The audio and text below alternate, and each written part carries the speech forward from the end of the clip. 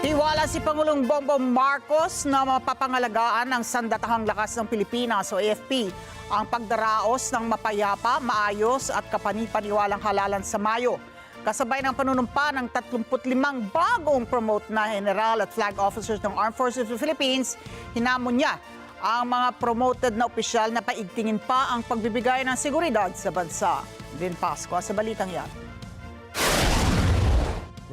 Ipinag-utos ni Pangulong Ferdinand Marcos Jr. sa Armed Forces of the Philippines na tiyaking mapayapa, katiwa-tiwala at maayos ang 2025 midterm elections. Ginawa ng Pangulo ang utos sa isinagawang panunumpa ng 35 bagong promote na generals at flag officers ng Armed Forces of the Philippines o AFP. That I will well and faithfully discharge to the best of my ability the duties of my present position and of all others I may hereafter hold. Pinangunahan mismo ni Pangulong Ferdinand Marcos Jr. ang oath-taking ng mga ito sa isang seremonya sa Malacanang. Idiniin ng Pangulo na mahaharap ang mga ito sa critical na yugto kung saan kailangang pangalagaan hindi lamang ang integridad ng halalan, kundi ang mismong demokrasya. So help me God. Congratulations. Thank you, Mr. President. As a nation that deeply values and honors our right to vote, we are counting on the armed forces to ensure a peaceful, credible, and orderly conduct of the electoral process that Filipinos expect from us. We cannot fail them. Binati naman ni PBBM ang mga ito sa kanilang tagumpay na malagpasan ang mga hamon sa pagprotekta sa sambayanang Pilipino at sa bansa.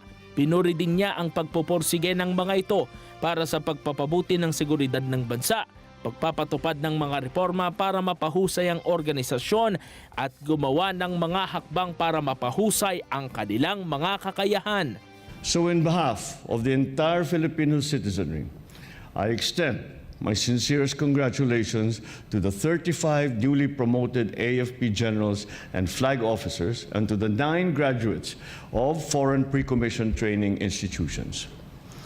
This career milestone testifies to the hard work, dedication, and adherence to the fulfillment of your duties as vanguards of your security. As you move forth with your journey on this lifelong commitment to the nation, carry always with you the core values of the AFP.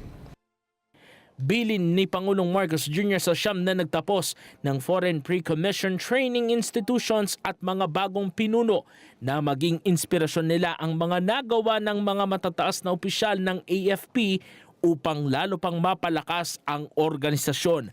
Anya, gamitin ng mga itong pagsasanay, ang disiplina, ang mga diskarte na nakuha at natutunan nila sa ibang bansa. Our nation relies on you to bring fresh perspectives that will strengthen our defense systems and enhance military cooperation across borders. Undoubtedly, the world demands more from us now than was demanded from us before. We are now expected to be innovative. We are expected to be agile and to have foresight. But one demand that has never changed, and that is for courage. To have the courage to respond, to have the courage to adapt. Tiniyak naman ng Pangulo ang kanyang patuloy na suporta sa mga ito. Din Pascua para sa mata ng Agila, matatag, matapang, matapa. Maraming salamat sa inyo pong pagsubaybay sa Mata ng Agila Primetime. Para malaman ang matatag, matapang at matapat na mga balita, i-follow lamang at mag-subscribe sa AtNet25 TV.